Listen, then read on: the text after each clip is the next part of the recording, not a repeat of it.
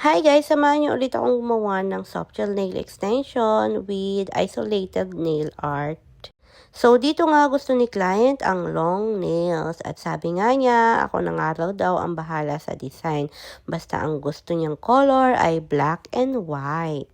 So, naisipan ko nga gawin ang iba't ibang nail design sa kanyang kuko. Yung mga nail art na hindi ko pa natatry i-drawing ay yun nga ang gagawin natin sa nails ni client. At kahit nga first time ko lang i-drawing yung mga nail art na to, ay maganda naman nga ang kinakalabasan. Gawa nga ng syempre, may talent naman kahit papano ang inyong nail tech.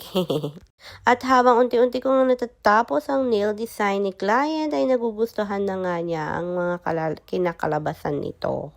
Pagka nga mga ganitong eksena ay kailangan mong palawakin ang iyong imagination. At gusto nga din daw ni client ang may 3D snake, kaya dito naman ay naggawa tayo ng snake.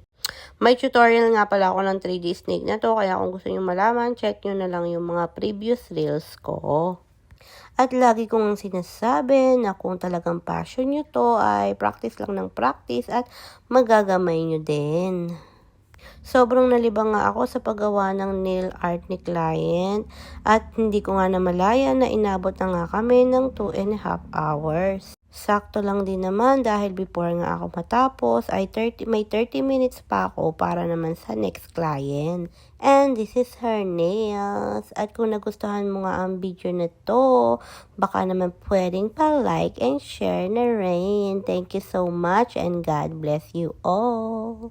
See you next time.